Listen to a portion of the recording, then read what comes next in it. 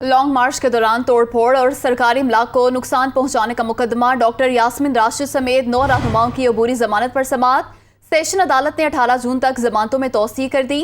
अदालत ने 9 मुल्जिमान को शामिल तफ्तीश होने का हुक्म दे दिया। लॉन्ग मार्च के दौरान तोड़फोड़ और सरकारी इमलाक को नुकसान पहुंचाने का मुकदमा डॉक्टर यास्मीन राशिद समेत 9 रहनुमाओं की अबूरी जमानत पर समाअत। इस पर बात करेंगे। नुमाइंदा दुनिया न्यूज़ मोहम्मद अशफाक हमारे साथ मौजूद हैं। जी मोहम्मद अशफाक, बताइएगा।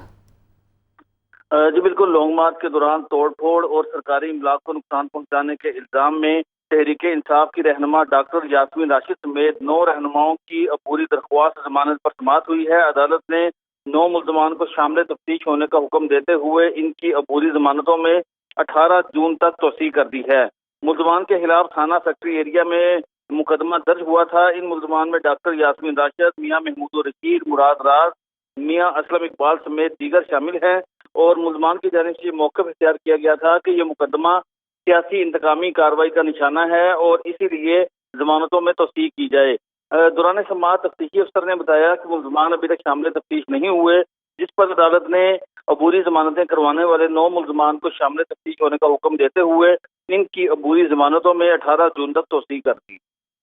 जी मोहम्मद अशफाक, बहुत शुक्रिया, आपने तफसीलात से आगाह किया। लॉन्ग मार्च के दौरान तोड़फोड़ और सरकारी इमलाक को नुकसान पहुंचाने का मुकदमा डॉक्टर यास्मीन राशिद समेत 9 रहनुमाओं की अबूरी जमानत पर समाअत। सेशन अदालत ने 18 जून तक जमानतों में तौसीह कर दी है, जबकि अदालत ने 9 मुल्ज़िमान को शामिल तफ्तीश होने का भी हुक्म दे दिया है। लॉन्ग मार्च के दौरान तोड़फोड़ हुई और सरकारी इमलाक को भी नुकसान पहुंचाया गया, इसी हवाले से ये मुकदमा है और डॉक्टर यास्मीन राशिद समेत 9 रहनुमाओं की अबूरी जमानत पर समाअत हुई। सेशन अदालत ने 18 जून तक जमानतों में तौसीह कर दी।